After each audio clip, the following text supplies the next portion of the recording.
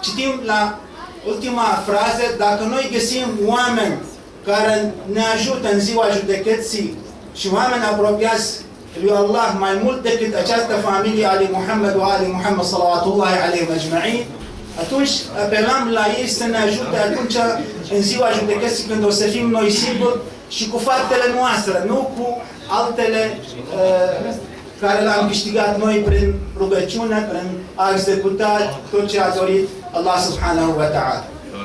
Imamul Hussein și acum, și cred că în viitor și în trecut, noi trăim și la ora actuală criză de lider.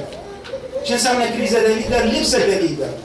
Înseamnă că nu avem lider care să ne conducă despre un viitor. Să știm noi de la un lider unde ne ducem, în ce direcție ne îndreptăm.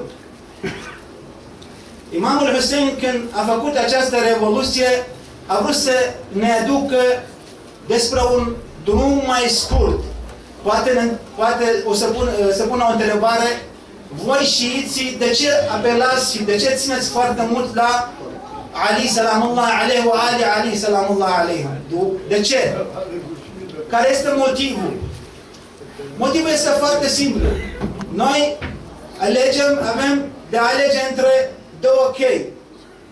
Cum ar fi acum dacă vrei să te duci spre centru, una să te duci pe Splaiul Independenței, pe strada asta care duce spre centru, și una când te duci prin Rahova și pe urmă te duci în centru. Este mai greu, mai dificil. Dar când alegi această familie și această cale care a ales-o Ali salamullah alaihi, și acest lucru nu numai Ali a ales, Allah subhanahu wa ta'ala a ales, știți dumneavoastră că fi Hajjatul Wada, adică ultima pelerinaj la Mecca, care l-a făcut profetul Muhammad sallallahu alaihi wa sallam, atunci a dictat ce a spus Allah subhanahu wa ta'ala,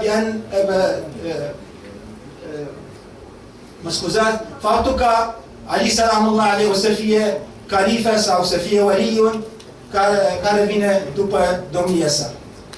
Imamul Hussein, atunci când a decis că situația la ora respectivă era o situație de a alege între două chei. De a urma un lider spiritual și administrativ și care întrunește toate condițiile, un lider care duce spre cel mai scurt drum care te duce spre Allah subhanahu wa ta'ala, drumul cel mai scurt, dar cel mai perfect. E una să fie scurt și să fie imperfect. Și alta când să fie scurt și perfect. Și atunci, Imamul Hussein a adunat familia, a adunat oamenii și nu numai a adunat oamenii.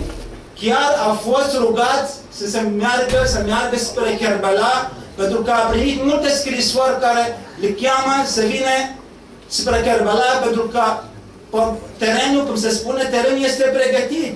Terenul este deja, și oamenii care sunt în Kerbala sau în Kufa sunt oameni care au chiar plăcerea de a veni Imamul Hussein să fie liderul lor, să-i conducă pe ei spre un drum și spre un stat care respectă chiar cu toate literele religia islamică, să o respecte cum trebuie și cum a vrut Allah subhanahu wa ta'ala.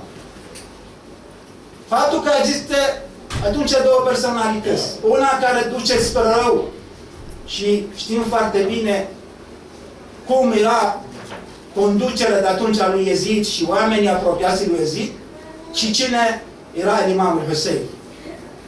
Imamul Hussein n-avea altă soluție pentru a, cum spunea, n-am plecat din Al-Medina spre Karbala pentru a distruge un stat, pentru a mă distra, pentru a mă juca cu banii.